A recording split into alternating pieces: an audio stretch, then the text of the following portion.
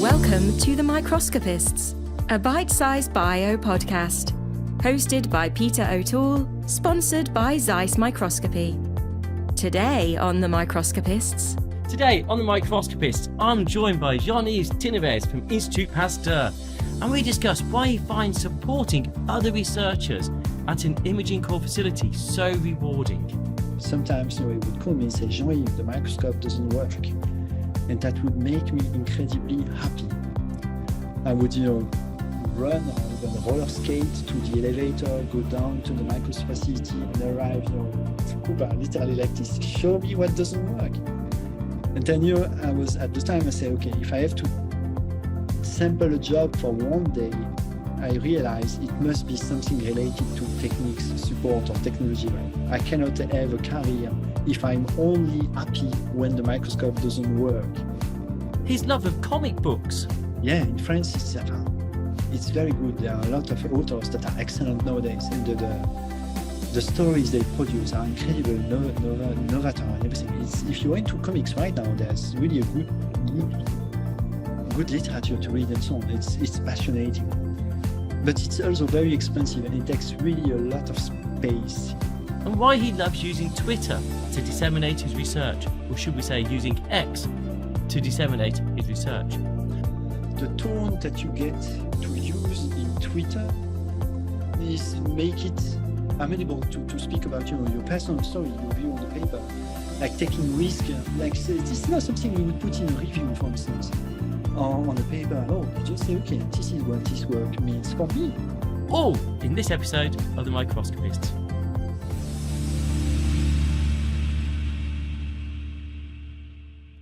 Hi, welcome to this episode of The Microscopists. I'm Peter O'Toole from the University of York, and today I'm joined by Jean-Yves Tinevez from Pasteur. Jean-Yves, how are you today? I am fantastic. Thank you so much, Pete. Hello, everyone. I've got to say, I spoke too fast at that intro. I'm actually really excited to be recording with you today. I met you, many years ago, maybe 2001, 2002 in Pasteur. No, it's unlikely. I started working in Pasteur in 2009. I think we met in 2012 during one of the RMS events with Spencer. I was traveling with him in his pocket. No, it must have been. I thought I met. He did a meeting, and I'm sure you were at the meeting in Pasteur. Okay. In Paris.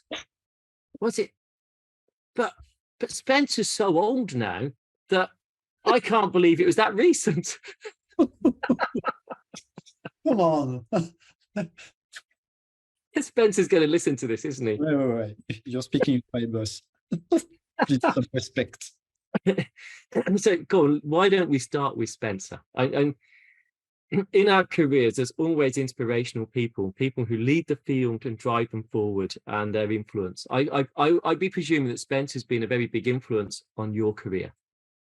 Actually, before Spencer, there was Ivan Baines in the Max Planck Institute in Dresden. Just before joining Spencer in Paris, I was working there as a core facility engineer. And, Ivan Baines is the person that recruited me. So when I had to leave Dresden to go to Paris, actually, I was looking for the Ivan Baines of Paris. And for me, that was, Professor Spencer Short. What was Spencer like to work for? Awesome. Really inspiring. And he has this ability to encourage you when you have weird ideas or things like this. He says, let's go forward. He also an incredible charisma. Working in a core facility can be stressful. There's a lot of job that never finishes. But he always have every time he speaks or voice something, he has this voice that says, you're good. Everything's going to be okay. We will manage together. And he can, imbue on a team a sense of trust, which is amazing. And that's it's to work with him, right?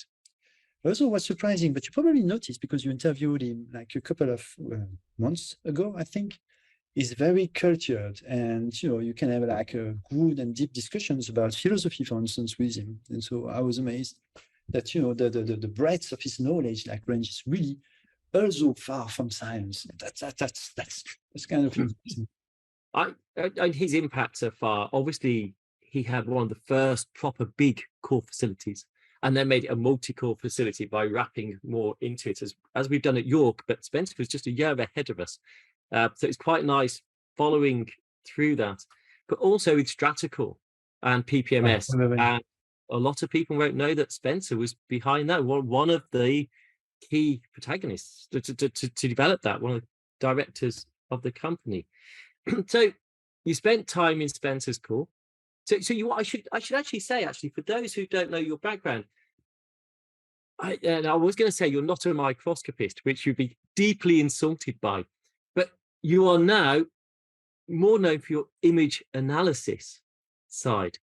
So how did you get into the image analysis side? Well, you said, well, you're right to say that I'm not a microscopist, right? I'm a physicist, and then by trade, I was even supposed to be a teacher. And then I just started to do biology because it was super interesting, right? And with a microscopy, image analysis, or signal processing, that was mainly the tools I needed to master just for my research and so on. And so I think this is common to many people that work in core facility or research engineers, all our domain and so on. It may not be what we come from, like for instance, as someone who do research on image processing. This is the techniques and the technology we had to master to do research and so on. And simply, that's how I came to it. I simply had to do it a lot because of my research on biological objects and so on. I could return you the question. Were you trained initially as a microscopist? Because I had to use a mic. I hated microscopy when I started using a microscope. Actually, I loathed it. I'd only played with or used really bad microscopes, and it wasn't until I looked down a really good microscope and realized I could use it well that then I sort of fell in love with it. But I used to have to do loads of image analysis. Ian Morrison was a postdoc in the lab who made his own point spread fitting software to do single molecule imaging and point spread fitting down to 20 nanometers. And I spent weeks literally clicking on the spots. It's some automated analysis, but this was back in the early 90s. Don't date me that, or mid 90s. So it was quite early on that side. But image analysis is not something I was happy to move away from the image analysis side, where you've embraced it. You certainly found your vocation, I presume, in image analysis. Because it's incredibly fun, and fulfilling, actually. How can I say that, right? If you start from the microscope, right? The microscope is a fantastic tool of research. And the insight you get on the biology is unique, right? You get the single object, you get the dynamic at an incredible scale. But if let's say that you're into machines, if you like really the bits and pieces, how things work, how people build interesting things, a microscope is that too, right? It's a fantastic object of study in itself. And when you get a good microscope, from any companies, they're actually the product of, in my humble opinion, what we produce, the people we produce the best, people that are excellent engineers, that are extremely clever, they manage to do that. And so I was interested into what you can get with a microscope, but also what it is itself. The connection in image analysis was the same, right? Let's say I do it to support. Sometimes in your previous interview, I think you discussed supporting. Yep. I remember that. I do that to support my users, biology, and so on. But it's a field of research, like image processing. But for me, it's a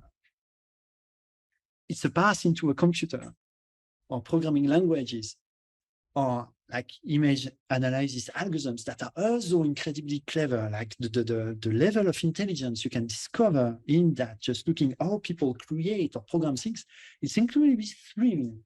And once you put your little finger in that, you get vacuum inside it. It's very, very hard to go back.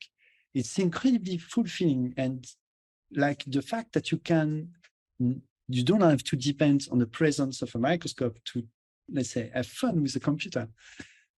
It's hard to go back. I would say almost the ultimate collaborator, because lots of people need that help. There's something to be said. I think that so often you look down a microscope and it's grunt work. You're not taking the prettiest picture because you have to make it a scientifically good quality picture, which is not necessarily the prettiest. Yes. And actually, you're right to a degree. Sometimes you see something in the image for the first time that no one's ever seen, and you discover something. That moment is magical. But I bet you 9/10 of the magic is when the data analysis shows you that the information is there and that the result is there. And immediately you do it again because you don't trust it. Well, the heterogeneity in biology is one that is nice to embrace, because I think that's what makes it interesting and challenging. So when you were at school, what was your earliest memory? What was the first job that you could remember wanting to be? Teacher, clearly. That's right from a young age, you wanted to be a teacher. What type of teacher? Well, I was supposed to be the teacher of the village, right? Where in my region and so on. But one thing leading to another. That's kind of the result. But I think the school after the baccalaureate where I went actually was supposed to train teachers and researchers. And I did everything I could, to become a teacher. In France, there's this, everything works with competitive exams of concours. Maybe you've heard about it. Yeah. And there was this concours de l'agrégation to become, a teacher. But and then I passed it, and I was lucky. It worked. But when I went to receive the results and decide where I would teach in September, the gentleman from the Ministère de l'Éducation told me, like, okay, so you're like 21, you're supposed to teach people that are 19, 20, something like this. Do you see the problem? And then I say, yes, I see very much the problem. Then I asked him if I could, continue into doctoral studies, just actually to get acquainted, to get experience. Although I had a taste for that. Like, physics, and actually I started biophysics already at the time. That was like super interesting. I didn't want it to stop.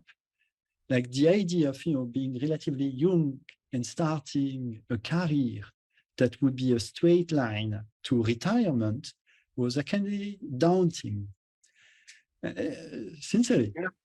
And then like the PhD was like completely unknown territory for me. So I asked, for a delay and says, I would like to do doctoral and postdoctoral studies for some time. Is it okay? And then it was okay. And I was missioned by the minister to do that.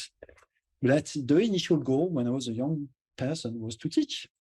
So what was your PhD in? My PhD is in biophysics, actually, on a field that would be close to neuroscience. I was working in the Institut Curie in the lab of Pascal Martin, and we were working on the inner hair cells, the cells that mediate our hearing, but also our spatial orientation and the detection of vibration from the ground. And, this was hardcore physics. Like, this is what was so exciting. That's another story, right? Let's see. What was the biological samples you were using? Frogs.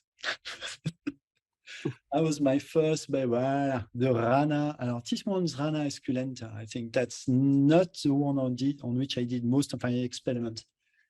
The one that worked really well for us was Rana cabestellina. That's frogs that are relatively large, typically coming from South America.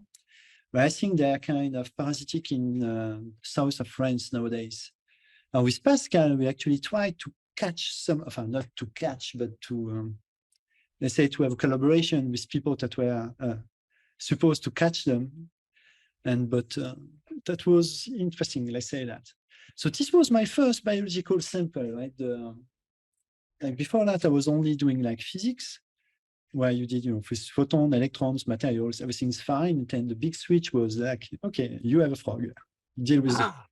Now you sent me some pictures, and it's just dropped on me that this must have been your PhD, because this, the one picture of this looks like an artificial ear. But I was much younger. Okay, so this was, I was an undergrad intern, so I was still studying physics. And at the time, actually, the field I wanted to work on was acoustics. I was fascinated by, sound, speech, and music, actually, and I wanted to work on that. And I wanted to say, okay, if I have to do physics, I want to do it as far as I can go into acoustics. So for one of the internship, I went to Australia in the lab of Joe Wolf. This is the lab where you see me, and this is Rainta, a PhD student in the lab. And we are working on what do you call that? Impedance adapter for actually sound measurements. And after that, another part of the internship was actually to measure the, let's say, the spectrum sensitivity on the angle of perception, like, just to try to assess how you can understand where the noise is coming from, even if you just have one ear or something like this. I was very young on that. I still had hair. I concur. You look very young on that. I think that was the year 2000, something like this, right? 23 years ago. Your impedance model that you have actually could be a building in today's world. Well, other people have made other kind of joke on this, but the total length of this thing, I think, was like 28 meters or something like this. And the shape that you see at the bottom of the table, right, to feel exact a certain shape, so that the waves will go there without any kind of reflection and so on. And so you had to do everything by hand. That was nice. So you moved from the sound wave to the light wave. So do you remember what your first microscope was that you used? Perfectly. Like apart from studies, you mean the PG? It was Olympus, but heavily tuned to actually play with the hair cells of the inner ear. And so that the microscopy part was actually the cool one, which means that you could move from the frog to the, let's say, the cochlea of the frog. And this step was a kind of messy and difficult for me. But when you sit on the microscope with the sample, everything is under control.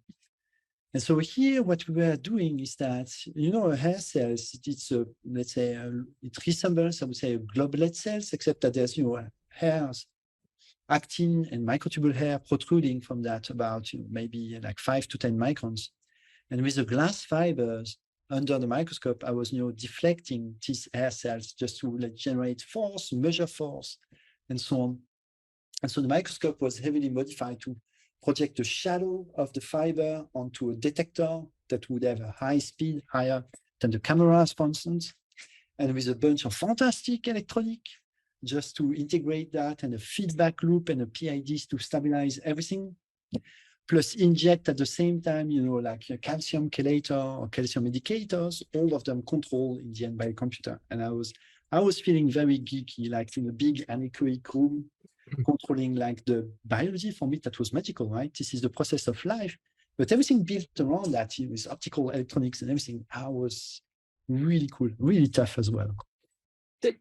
Which is amazing actually to hear. So, I know you for all your image analysis side of work, but this is hardcore. I wouldn't even call it hardcore microscopy. It is hardcore biophysics and bespoke instrumentation, optimizing for sample types. And that's a different skill again, but perfect sort of PhD postdoctoral type material. I feel like you're trying to nail a specialty, something very narrow, but I'm a research engineer. Ultimately, the Institut Pasteur, what we strive, even if we are organized in small core facilities and so on, is to publish good paper and make fantastic science. And so I'm just a tool or a means of that. It doesn't matter what's my specialty as long as I advance biology. And signal processing, microscopy, electronics at the time, and now image analysis, these are tools. These are just the skills I have and I nurture to support the research with which I collaborate. All of them, for me, it's just one big thing and so on. That's a set of skills with which we could work together. So I've got to ask, and it is a daunting thing. So you're in a core facility and someone comes along with a problem. And then I'm happy. It's like, well, and think, I don't know how to solve that. You haven't got a straight answer. You want to give straight answers. You want to have solutions really quickly. And sometimes people come with problems that look very tangible, but the answer isn't immediate. How do you cope with those moments? I don't. The one thing is that people expect from us, not probably best results. This is science. We don't know the answer in advance, but let's say best effort.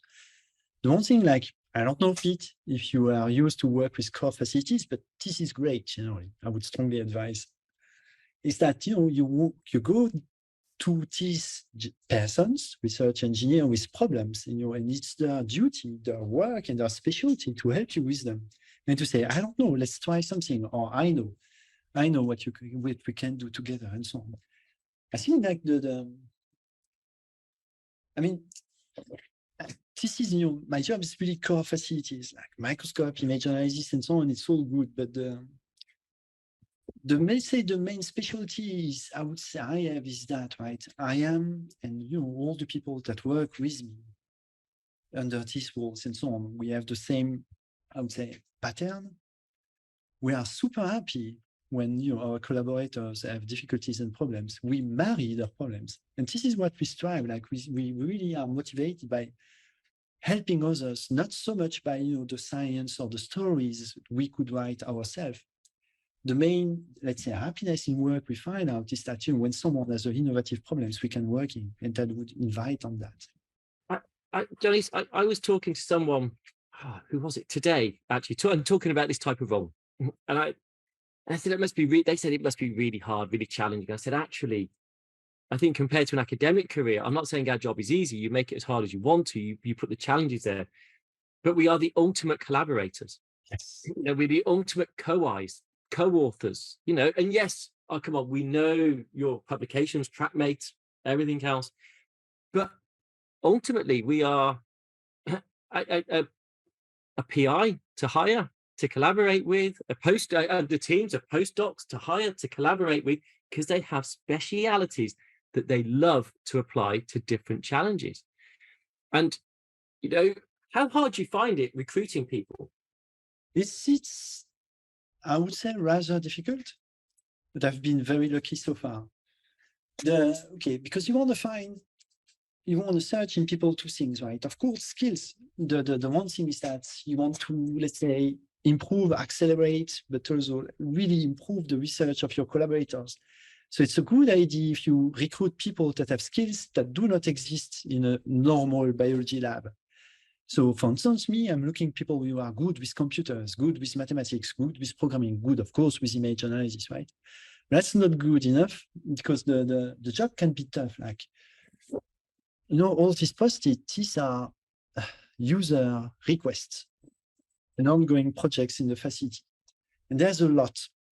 And so you need to find, let's say, a subset of people that are really motivated by the problems of others, that are really into support. And we exist. I postulate it, and I'm one of them. But I'm going to point out for those listening that Johnny's just pan to his window, and there must be, I don't know, 30 post-its there. Just as a quick guess, there's a lot of post-its there. And the irony that you develop software packages for tracking cells, for doing image analysis, for ordering data, and you resort to post-it notes on your window. Do not worry. I also have, something tidy in my PPMS instance, and I also have a code repository. But sometimes, you need things to be analog, and you need like something tangible. In particular, when you do only computer, you need to compensate that. Yes. This was the worst professional ID I had, because now we are a little bit better. But a while ago, we were really, really severely understaffed. And at some point, I say, okay, we have a lot of requests. I want to keep an eye on them. And so I just say, okay, we put a post-it per project request, arrange them differently on the window, depending on what's the state and who's responsible. And so there was really a lot. And my mistake was that, my window just in front of the entrance of Pasteur. And so the first thing I would see in the morning is the big bunch of oh my goodness, waiting for me in the office, right? And it's been like this every day. And going back from the canteen, I say every time I see the number of post-its, and we never managed to bring them below acceptable, I say, reasonable limits and so on. You'd never want it to be zero, because then there's no job. I also noticed, looking around your office, you have, and I've spoken to you this in the past, small Dutch houses on your shelf. You know where they come from? No, go on. They come from a famous and actually excellent company that provides a scientific software. Go on. Can I take it? These are the SVI, the makers of organs.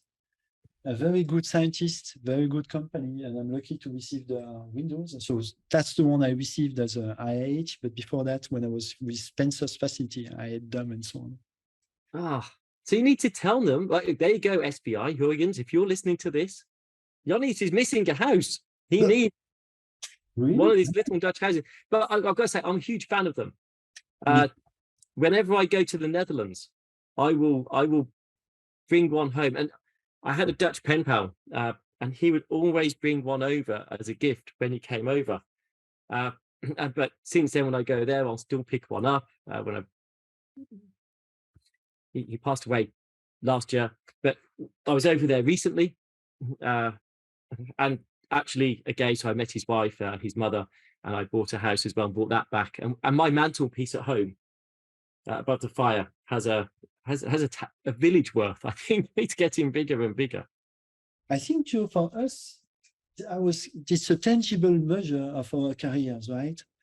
There's 5 houses, it means 5 years as a client for them since like the facility creation and so on.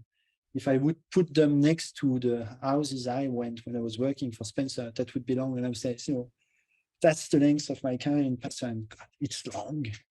And it's something tangible again. JeanYves, I'm going to move this on slightly now and talk about Trackmate. Okay.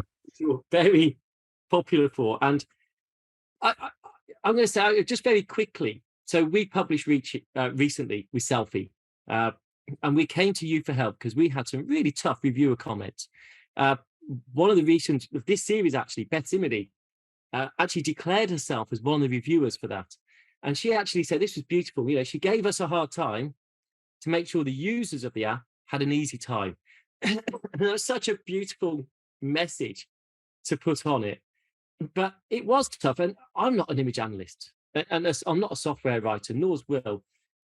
The PhD student, Laura, is a PhD student. So this is her first publication. It was a big publication. So we came to you for advice, and your advice was absolutely gold dust. And it really significantly helped us address what we needed to address and how to address the reviewers. So thank you for that. So thank you off me. But have you ever had problems publishing Trackmate? Not so much, actually. Oh yes, I had a lot of problems, actually. I started working on Trackmate in 2011, I think 2010, relatively early when I was working in Spencer. It was mainly, the goal was to make a tool that I could use for my research again, like working for Spencer. And it took, just because, let's be frank, I'm a terrible writer. And I feel like, the drive to write is not very strong with me. The drive to program is stronger. And so every time, I kept adding stuff to Trackmate, I was using it in the facility for other projects and so on. It started growing, but I never could publish it at all. And just when we started collaborating with Kevin Elecheri, Kevin is actually an excellent writer. He said, well, why don't you spend some time with us in Madison, and then we will work on the Trackmate publication, for instance, trying to showcase how it could work.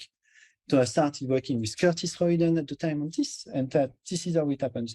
But the review were actually, I would say I was impressed, like pretty good. People realized that it was not a novel tracking algorithms, mainly, let's say, a tracking platform and so on. And the comments we had on the biological applications were very good. It just took me like 8 years or so to have the first publication, and that's a terrible mistake. I'm doing this mistake again, by the way, just as we speak now. Like, I've been working a lot with Tobias and other fantastic people on Mastodon, which is still not published, but still used by others in publication that cannot cite Mastodon at all. So really, don't do what I do. Write early. Don't make the same mistake. It's a big mistake. I'm going to say also, it's not just the fact when you publish, you also tweet out almost the paper, and that is super useful. That's such a good way to disseminate it so people know it's available to use. It's been like, I'm partial to that. I think it's a really great platform for us scientists. The tone that you get to use in Twitter is make it amenable to speak about, your personal story, your view on the paper, like taking risk. Like this is not something you would put in a review, for instance, on a paper at all. You just say, okay, this is what this work means for me. This is why I think it's important, or completely subjective and so on. And again, we are very lucky because apparently Twitter, with all due respect, right, it's starting to get down. I also, initially, that was my personal account. I was using it to follow like people that write comic books because I like comic books a lot. And they tell me that, what they see in Twitter, the followers and so on, highly toxic. It's a really nasty social network. But us, for scientists, the scientific part of Twitter is really fantastic. It's really respectful, the values that people prone there, like, equality, diversity, and so on, inclusiveness. It's really good. There's very like voices that are conservative and so on. It's very refreshing. So before we started the interview, we spoke about like venting procedures for scientists, like when you need to vent, when the pressure, and so Twitter has this kind of use, right? You use it to kind of normalize, say, oh, that's nice. I'm not the only one having difficulties. Oh, people are also annoyed with these administrative procedures and so on. I really like that. It's a pity that I feel like kind of getting downwards nowadays. But it's like, no, you get to speak about, I wish, okay, to be frank, I wish sometimes I would do it about papers by others. I can say, this paper is fantastic and this is what it means for my career and so on. I never dare because, it's not my paper, it's not my work and so on. But maybe in the future, this would be But I've seen people tweet about Trackmate. Do you publish? Then other people come on the back of it. Once you publish it, then people come on the back of it and say how great it is for them and showing the applications, which is great. I think I live a very sheltered Twitter life because I only really look at scientific content. And so every now and then you'll see, I guess, Twitter bait, where it's something that's a bit more toxic. I just ignore them. I don't touch it. I try and scroll off it quickly so it doesn't even pause on it. And it just filters out. And over time, it disappears and it does make it. So just make sure you keep clicking on what you like to see when it comes to science. Keep yourself rounded by all means, but keep looking at it. I think it's still a fantastic resource. And it helped me learn more about Trackmate and going through it. So it's good. So you didn't have too many problems. It was just actually writing that was the problem itself. Story. Like, making a story about a tool. This is tough, right? Because the typical way we build tool is the following, right? I started like for Mastodon, Mammoth, everything we worked on, it always started the same. Like we have a biological problem and so on. We need to do some image analysis. And what's available as tools does not fully make the job. So we have to build the tool. And then there's come another project, and the tools kind of get further and further, better and better. Or let's say not necessarily better, but let's say more amenable to a wide range of projects. But how do you write a story with that? It's kind of difficult. I don't have very seldom good ideas how to write a story about a tool that is super useful, hopefully. But this is publishing like scientific paper is still about that. Right? What's the biological story behind that? Yeah, no, you're right. Here's a tool. Use it.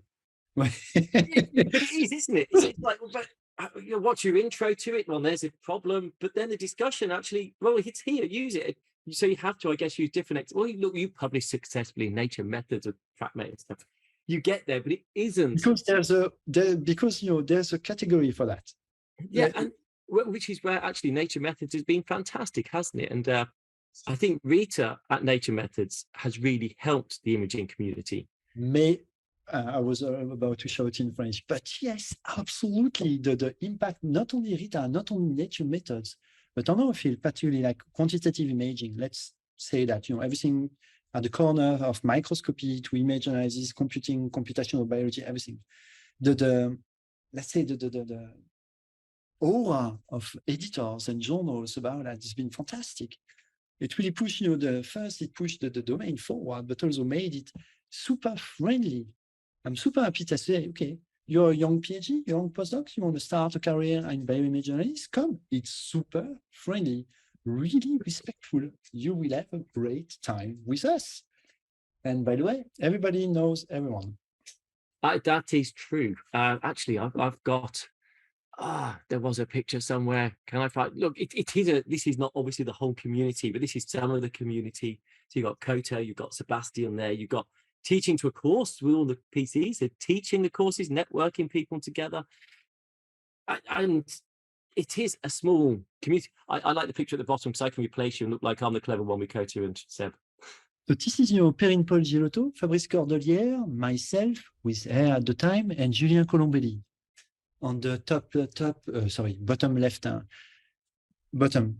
Perrine and Julien Colombelli. That's one of the first New Bias conference. And at the time, I think Julien is trying to explain to me what New Bias is going to be and whether or not I fit in and so on.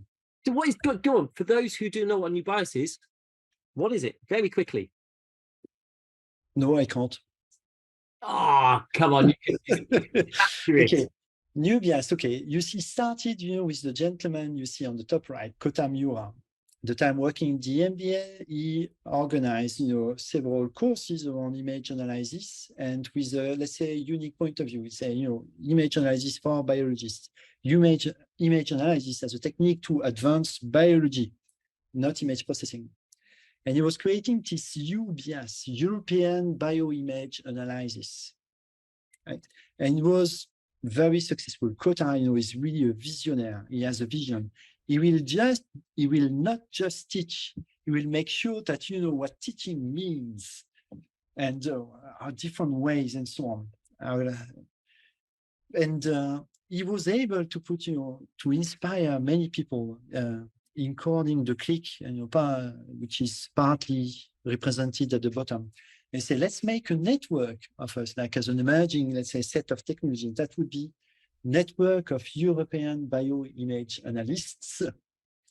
And we were funding by the CE and the cost actions, which we could organize, schools that were kind of famous and very animated, but also conferences. And this really, let's say, kicked off bioimage analysis for me, and I think for the community in Europe. And honestly, that was fantastic. And now because it sort of had that the funding dropped, it was hard to keep together, but that's back, and New Bias is going global slowly. Yes, it's not just Europeans anymore. Welcome to New Bias. It is a bigger entity, which is terrific. Who's funding that? Right now, it's the CZI, Chan Zuckerberg Initiative, and there was a grant for focus on communities in imaging. And actually, the project is led by Robert Haase and Kota again. And that's going to be the SOBIAS.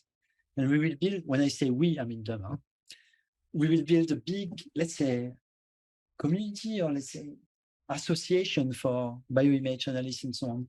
And this time, because of the funding, we don't have to limit ourselves to Europe. But actually, we never limited ourselves to Europe. Like Beth Chimney, she was, an early, heavy contributor to New Bias. We also had a lot of guests from Australia.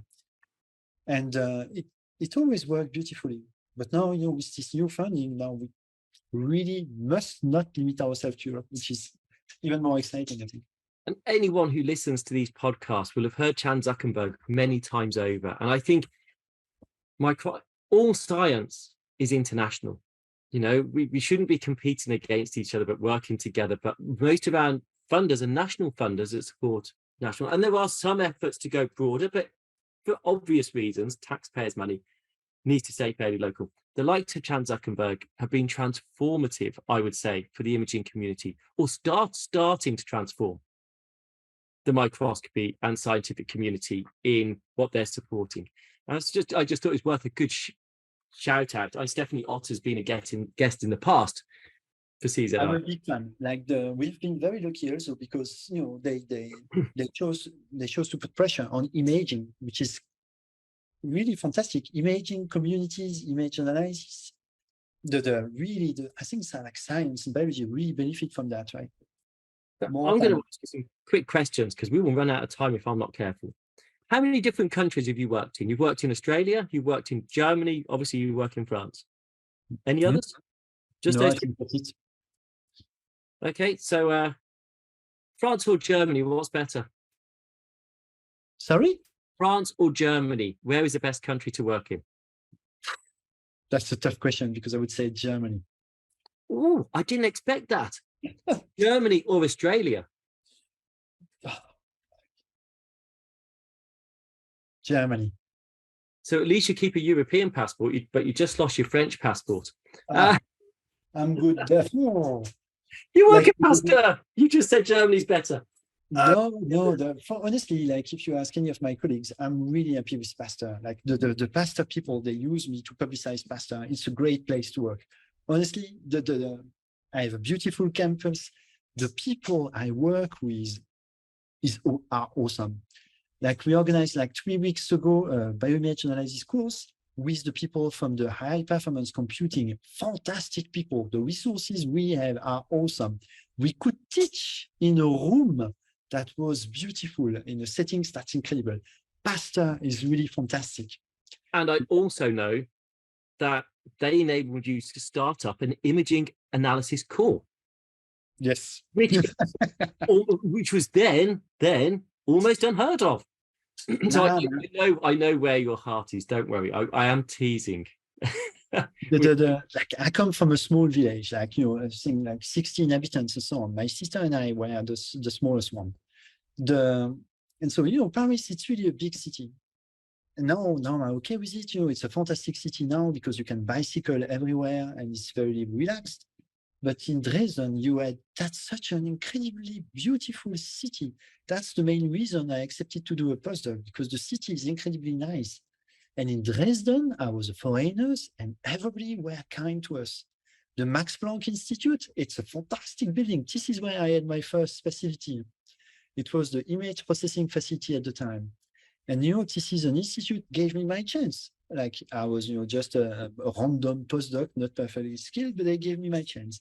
And they put inspiration for us, like supporting science, supporting others. They could put this together. And so I really have a fond souvenir of Dresden, but I was not there for long. I always try to keep collaborating with people there so that I could visit, but it's such a fantastic city. But, I said Germany because I'm in France. Like, if I would be working in Germany, probably I would say the otherwise because I'm French and I like to complain about the situation. And just a call out to this is your current team, isn't it, I presume? Partly, yes. So here you see from left to right, yours truly, Stéphane Rigaud, Laura Xenar, who's courageous and brave PhD student, Marvin Albert, Gaëlle Lotor. Gaëlle, actually, she's an image analyst, but not working in my team. She's working for a department, but we do almost everything together. This is Son and this is Sheriff, intern and so on. It's nice, no? Again, I'm really incredibly lucky. You have no idea how lucky I am. I think we're all like okay.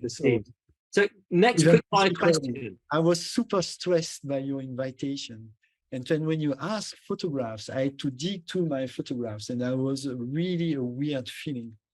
But then when I see them now, I'm like, Jesus Christ, this is cool. We have a cool place. And your team now get called out. A fantastic job with fantastic people. We are incredibly lucky. I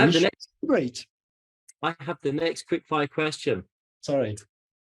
Image J or Napari? I'm the old boss, so I would go for Image J because I'm people going from Napari. It's covered by the young ones. And I'm going to be obsolete someday, and then Napari will approve. Do you think you'll ever make the jump to Napari from Image J? Yeah, but it's not my work. It's someone else's work. You're not that old yet. You're very kind. You're very kind, Pete, but you're also a little bit blind. I've got a high definition monitor. I know exactly. This is something we could discuss, right? I see the dichotomy between Python and Java. It has like a funny impact on our work in the facility, but that's a long and boring discussion. My position is that the people next to me, they work beautifully. All of them are very good in Python. And then I say, okay, that's good, that's covered. So, I can still do Java, so that we covered approximately everything. Do you think that the likes of ChatGPT will help you convert your JavaScript to Python, and so you can actually just have your image JScript and just convert it into an Apache script? I'm actually using a lot of Python, right? And let's say, I would say now 1/4 of the user project I do them with Python. It's fantastic. But also I do a lot of administrative duties with Python. So, I'm not that separated and so on. But to answer your question, I use ChatGPT, of course, such a fantastic tool, a fantastic innovation. But I'm really happy to say every time I needed some help with an algorithm or an implementation, for instance, like, okay, help me with the quaternions or help me with the cross section of a triangular mesh and so on. Every time I asked ChatGPT, it was completely wrong. So we lost it. Yeah, it's really kind of nice to think that, even with my modest skills, I'm at a career stage where ChatGPT cannot help me. So your real intelligence is still better than the artificial intelligence. I will actually, while we're talking, I would suggest some of the future courses maybe you do, that you put in a ChatGPT content of how to use it as a tool to help accelerate programming, not to use it completely, but because it's coming. People are already. Really? Have you seen what Loïc Royer did? He No. embedded ChatGPT assistant into Napari. And that's nice. And now there's also transformative things, like people have made some ChatGPT-like interface where you can actually say, make me this program. The AI asks for clarification and generates the code. And then when it's for like everything related to web or internet and everything, it's fine. The one thing is that what I see is that for scientific things like specialized algorithms and so on, maybe they are not that good yet, but clearly this will come. Yes, I have no doubt I will be made obsolete kind of soonish. It is. Well, no, because you still have to pose the right questions. There's an art to pose the right questions, and then you've got to edit it to make it actually work correct, because it will never, it's not perfect. And then the heterogeneity in biology will keep us on our toes and keep us in jobs. Okay, Right. so next quick fire question, JeanYves. Are you an early bird or night owl? Early bird. PC or Mac? Ooh. PC. PC. McDonald's or Burger King? McDonald's. McDonald's. What's your favorite? What's your go-to at McDonald's? Do you have a go-to? Ice cream. Ice cream. Okay, that's a good answer. Coffee or tea? Coffee. Chocolate or cheese? Chocolate or cheese? Cheese. Ooh. Beer or wine? Beer. Yeah, I'm a bit disappointed as a French person, I realize. So you've gone to ice cream, to beer, to cheese, to beer. Not okay, that's good. What is your favorite food? La tartiflette. Oh, okay. And do you cook it yourself? I do cook a lot, actually. I have 2 kids and I'm cooking for them. And it's like the one hobby that you want to do if you want to relax is really cooking, batch cooking in great quantities. Also, I'm really lucky because I have sometimes you don't get positive feedback from your users, but for the food, I always get positive feedback so far. My middle son is always the one who always goes, "Oh, it's the best ever, Dad." Isn't it fantastic? I've only just thought, does that mean that all the other ones have been that bad that was the best ever? Maybe I've been looking at this at the wrong way. It's the ability to be grateful. It's fantastic to be near people like this. It is good. What is your least favorite food? I think everything. I'm not a great fan of meat, particularly like raw meat or uncooked or unprocessed meat and so on. I would say, comment tu dis agneau? Sheep, clearly. Yeah. Or rabbit. Okay. Sorry, you caught me on the hop with that answer. I got to think of the next question. But that's a bad joke with rabbits and hopping. Doesn't matter. TV or book? Book. 10,000 times book. Book. What type of books do you read? Oh, anything. Typical, almost only fiction. What sort of fiction? Right now, I'm into science fiction. Before that, I was into American literature. It's this is really when I open a book, I'm like, okay, I don't want to work. It must absolutely not be about work and so on. So anything non-scientific. And you said, okay, book or comic? Book. Because you said earlier you're a big fan of comics.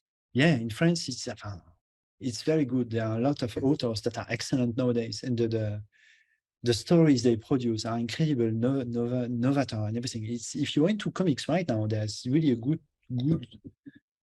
literature to read and so on. It's fascinating, but it's also very expensive and it takes really a lot of space. Imagine a small Parisian apartment. When it comes to books, you can have everything on your small screen. I don't want to say the brands, but you see what I mean. Next question. What's your favorite film? Favorite movie? Magnolia. Sorry? Magnolia.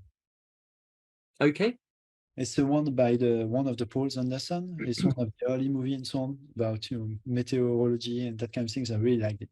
And I think I'm one of the only ones to have liked it. Have you seen the latest Spider-Man? No. It's I'm fantastic. really not a big action. I'm not a really big superhero. Besides Batman. Forget about it. Forget about all your prejudice against superhero and so on. It's a piece of art. You will have a great time, regardless of whether you like Spider-Man or not. I have, yeah, I can watch that with my son finished his exams today, so there you go. I can watch that with him and do something with him on that. What's your favorite Christmas film? You got children, come on, you must have a good Christmas film that you like to watch every year. Yeah, actually, the Harry Potter's one. Harry Potter, oh, for goodness sake, that's awful. No, oh, come on. Harry Potter is a Christmas film. Okay, no, okay. But because the obvious answer would have been the movie with, I think that the movie in English is Die Hard. Oh, yeah.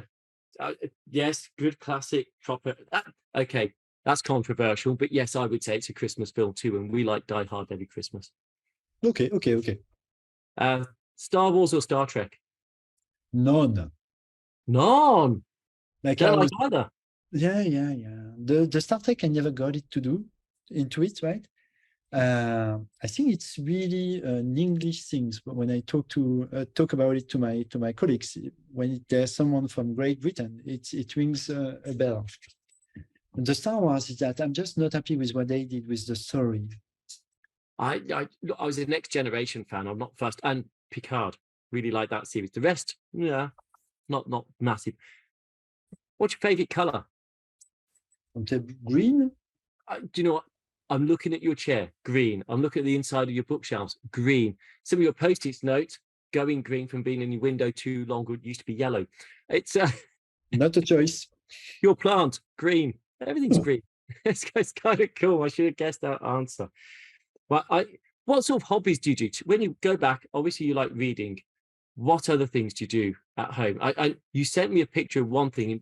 Do you still do acting? I never did acting. This is when I was a light technician, actually. So you were light technician at the theatre? Yeah, this is how I met my future postdoc boss. She was Lady Macbeth, and I was the light technician on this production. But the kind of thing I have is that every time I have a hobby or something like this, I'm always more comfortable being on the technical side.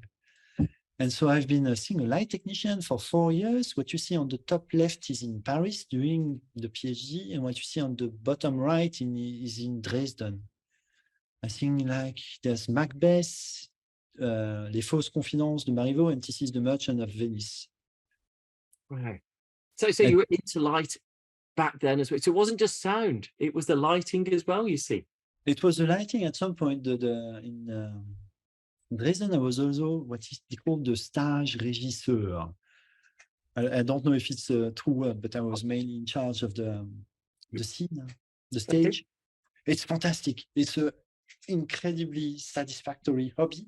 Unfortunately, incompatible with another job. Yes, and I'd imagine quite nerve-wracking because the timing and the importance is, the act is very dependent on your timing. And there's a lot of preparation. And typically, if you do the light, you need the night. And so in theory, that would be compatible. You have a day job, and then at night you do the lights and so on. Unfortunately, one of my favorite hobbies is actually sleeping. Even though you're an early bird. How do you think I can make it? We are nearly up to the hour. I did say it would go really fast, but I have to ask you, you wanted to be a teacher, you become an exceptionally successful scientist. Can be debated. If you could try out any job for a day, what job, or a week, what sort of job would you like to sample for a day, a week, whatever it would be, to get a feel for what that job would like to be?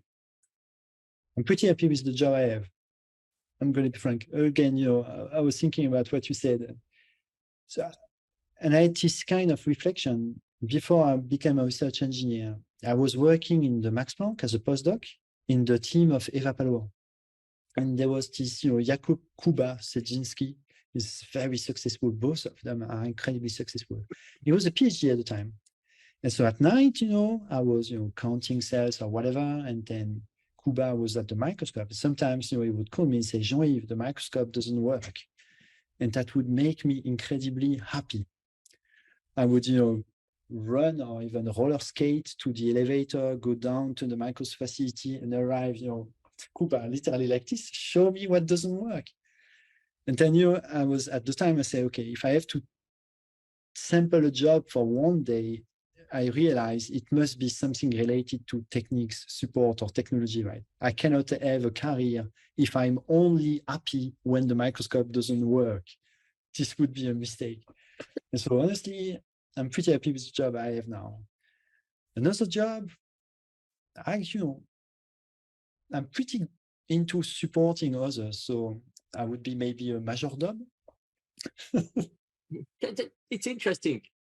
And just reflecting, the reward is less about the results, but actually making someone else happy, giving them what the result that they not that they need necessarily, but giving them the results and the analysis, and even better if it's actually worked. Is that, so you are an ultimate supporter in the terms earlier, and to be able to provide that role, that critical co-I supporting role, gives you most pleasure, more than being your own researcher. We could talk about it for hours, to be honest, but yes, absolutely, right? I have this pattern. The people I work with have this pattern as well. We are uninterested by our own problems. We actually like the problem of others. And it's a job beyond yourself, incredibly rewarding, but And that is a problem in itself. And so because there'll be people go, well, that's not very aspirational not to have, you can see some academics thinking, well, you should have your own problem. You shouldn't be, but actually, no. From the technologist perspective, it's the application of our skills to solve their problems is the skill. That is the expertise that is different to solving one question. Gosh, how boring would it be to answer the same question year in, year out? Think of the diversity we have, but it's not simple to be that multi-dimensional. I don't know, but it's pretty rewarding. Okay, so you also touch on something else, right? How do you make people with this pattern, this activity, and this job fit into a career in academia? Because typically, when you're a PI, you're not evaluated by how many microscopes you can fix, how others people you can help, right? You have to write your own story and so on. This is another reason why it's so, I'm sorry, I'm making too much publicity. No. It's great to work in Pasteur because people like me, we have a dedicated career path. We are evaluated for how useful we are to the scientific community. We are evaluated for the novelty and the usefulness of the tools we produce. You see, this is kind of the perfect balance. It is. I will say, as a young postdoc, there was two places that would have tempted me. One would have been Pasteur, through Spencer's influence and what he set up. The other would have been EMBL. At the time. Now there's Janelia, and Janelia's course. We bumped into each other in Janelia. That was most bizarre. I was there for another meeting, and you were there doing image analysis.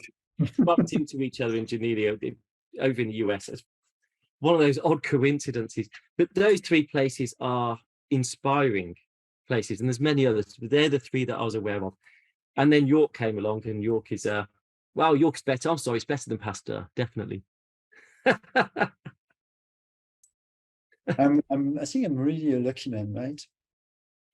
I think you are. I think you've got a good team, not enough staff, but you've got a team that thrive probably on that intensity.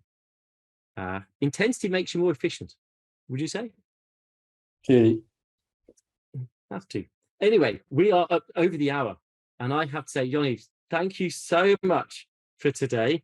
I hope it's opened anyone who's listening or watching to understand the importance and the potential career paths in image analysis. It's not going away, it's getting bigger. And how long have you had your core for, JeanYves? I think it's our 5th year now. So 5 years, and these things are popping up and growing bigger. If you're interested in this, get yourself into New Bios. Come and join their community. It's really important. On that, you've heard Stephanie Ott's name, you've heard Rita Strack, you've heard Beth Simony, all people involved with supporting this in many different ways. But JeanYves, yourself, I don't think you appreciate how big an influence you are on that whole field. And it's been a pleasure to meet you, and I hope everyone's had a pleasure listening to you. JeanYves, thank you. Thank you so much, Pete. Thank you for listening to The Microscopists, a bite-sized bio podcast sponsored by Zeiss Microscopy. To view all audio and video recordings from this series, please visit bitesizebio.com/the-microscopists.